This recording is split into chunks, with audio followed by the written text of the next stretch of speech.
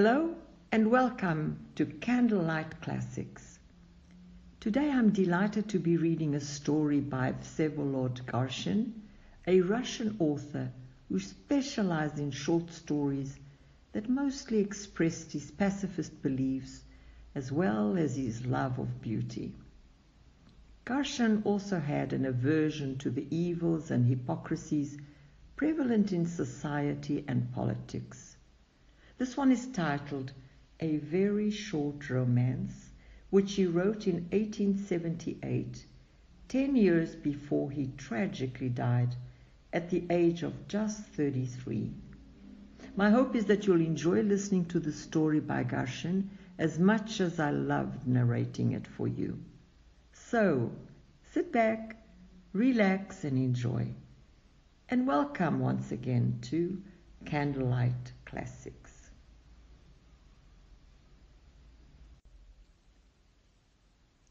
A Very Short Romance by Vsevolod Garshin. Frost and cold. January is approaching and is making its coming known to every unfortunate being. Devonics and Gorodovois, unable to hide their noses in some warm place. It is also letting me know, not because I have been unable to find a warm corner, but through a whim of mine. As a matter of fact, why am I stumping along this deserted quay? The lamps are shining brightly, although the wind keeps forcing its way inside them and making the gas jets dance. Their bright light makes the dark mass of the sumptuous palace, and especially its windows, look all the more gloomy. The wind is moaning and howling across the icy waste of the Neva. Through the gust of wind comes the sound of the chimes of the fortress cathedral, and every stroke of the mournful bells keep time with the tap of my wooden leg on the ice-covered granite slabs of the pavement, and with the beating of my aching heart against the walls of its narrow cell. I must present myself to the reader. I am a young man with a wooden leg.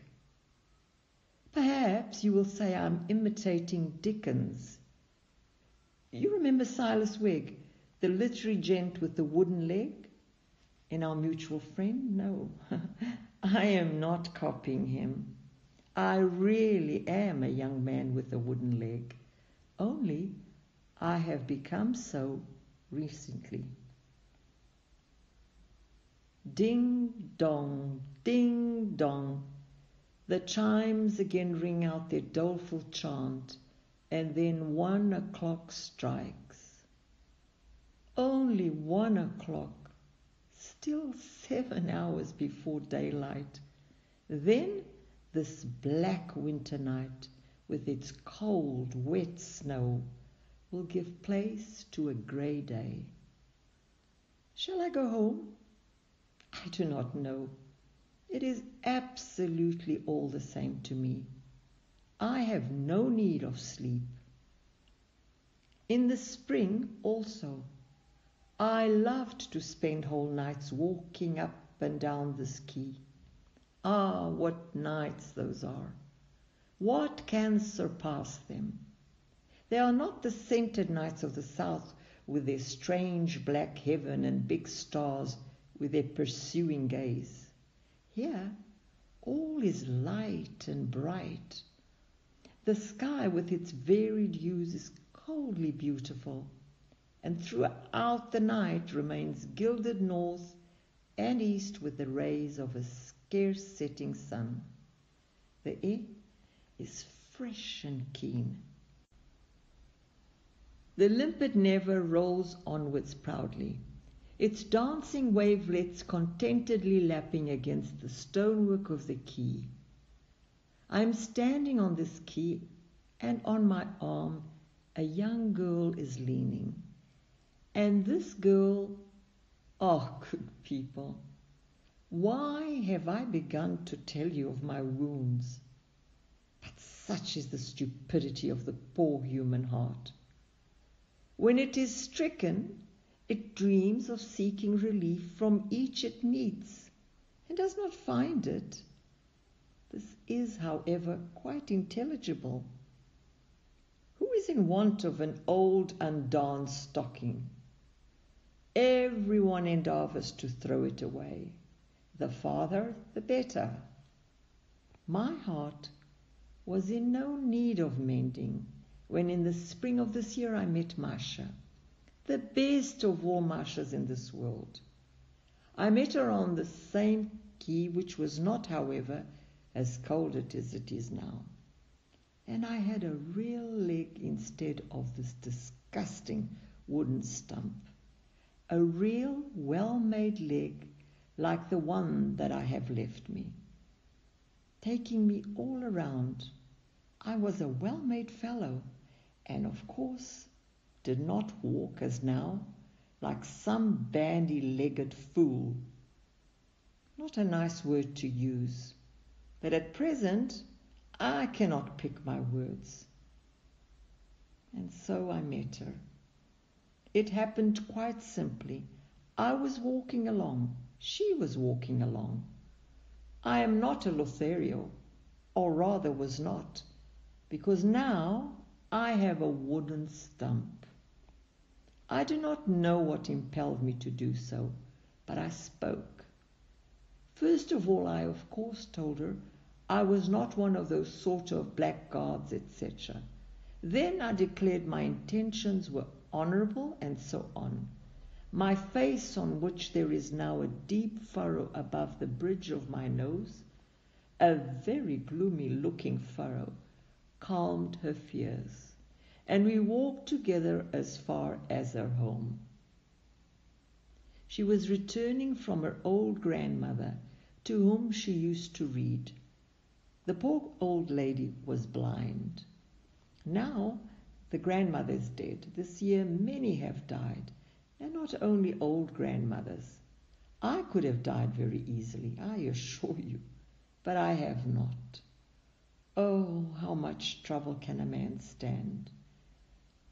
You do not know, and neither do I. Very well. Masha ordered me to be a hero, and therefore I had to join the army.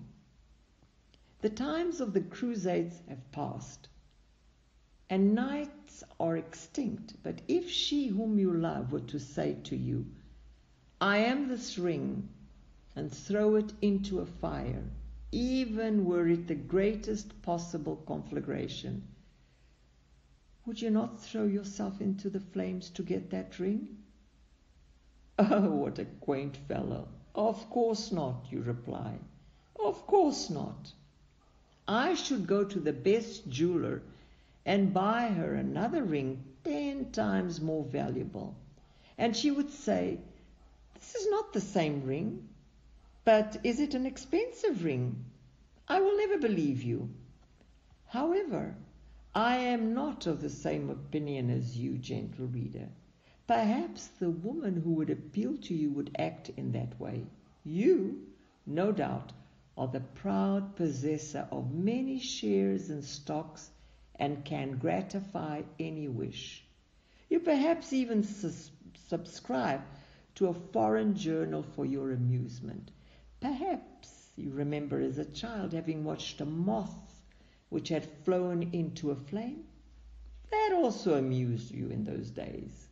The moth lay on its back, quivering and fluttering its little striped wings. This interested you. Then, when it no longer amused you, you squashed it with your finger, and the unhappy little thing ceased to suffer. Ah, kind reader, if only you would squash me with your finger, so that I may cease to suffer. She was a strange girl. When war was declared, she went about dreamily and without speaking for several days, and nothing I did would amuse her. Listen, she said to me at length, you are an honourable man? I may admit that, I replied. Honorable people prove their words by deeds. You were for the war, you must fight. She puckered her brows and warmly pressed her little hand into mine. I looked at Masha and said seriously, yes. When you return, I will be your wife, she said to me on the station platform. Come back. Tears dimmed my sight, and I almost sobbed aloud. But I kept my self-control and found strength to answer Masha. Remember, Masha, honorable people prove their words by deeds, said she, finishing the sentence. I clasped her to my heart for the last time and jumped into the railway carriage. I went to fight for Masha's sake, but I did my duty by my country honorably. I marched bravely through Romania amidst rain and dust, heat and cold. Self-sacrificingly, I gnawed the ration biscuit. When we first met the Turks, I did not fail but won the cross and promotion as NCO. In the second action, something happened, and I fell to the ground. Groans, mist, a doctor in white apron with blood-covered hands, hospital nurses, my leg, with its birthmark, taken off below the knee.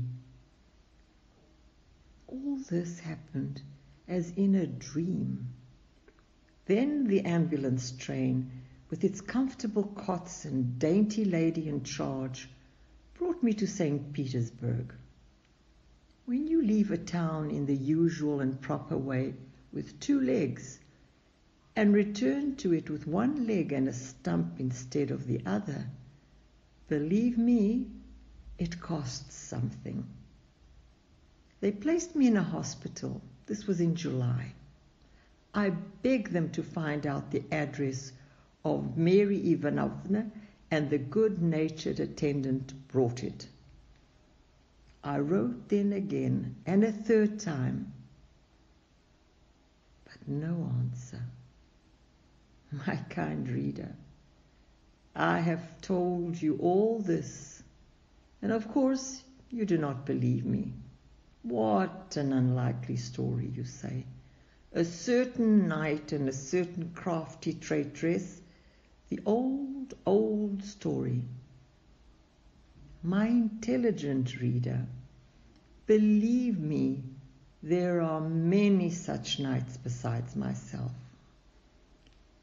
Eventually, they fitted me with a wooden leg, and I was able now to find out for myself the cause of Masha's silence. I drove to her house and then stumped up the long staircase. Oh, how I had flown up it 8 months ago. At last the door. I ring with a sinking at my heart. I hear footsteps, and the old servant opens the door to me. Without listening to her joyous exclamations, I rush, if it is possible to rush when your legs are of different kinds, into the drawing room. Masha!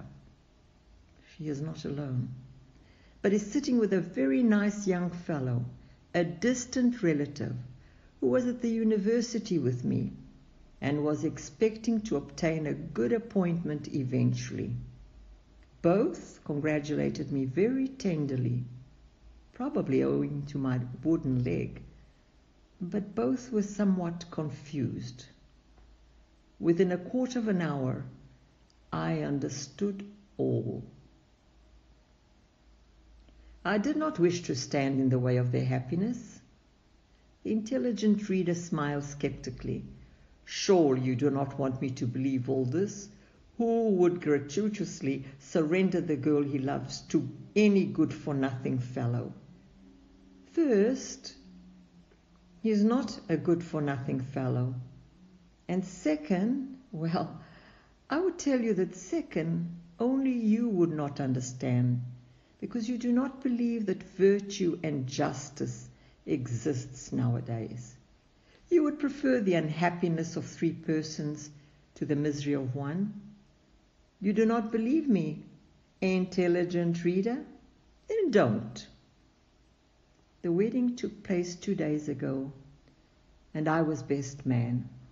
I performed my duties at the ceremony with dignity and gave to another what I most prize in this world. Masha from time to time glanced timidly at me, and her husband regarded me with a perplexed air of bewilderment. The wedding was a merry one. Champagne flowed, her German relatives cried "Hoch" and called me the Ruschke Helda. Masha and her husband were Lutherans. "Aha!" exclaims the intelligent reader. "See how you have betrayed yourself, Sir Hero? Why must you make use of the Lutheran religion? Simply because there are no orthodox marriages in December. That is the whole reason and explanation, and the whole narrative is pure invention. Think what you like, dear reader. It is a matter of absolute indifference to me. But were you to come with me on these December nights along the palace quay and listen to the storm and chimes and the tap of my wooden leg on the pavement, if you could feel what effect these winter nights have on me, if you could believe, ding dong, ding dong, the chimes are sounding for 4 o'clock. It is time to go home and throw myself onto my lonely bed and sleep. Au revoir, reader." The end.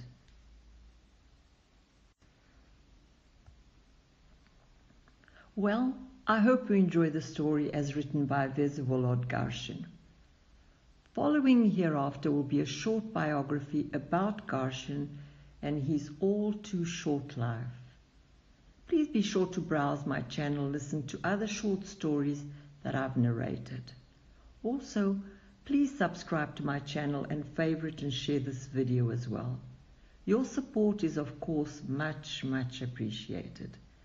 I look forward to seeing you here again on Candlelight Classics. So, until next time, goodbye and thank you.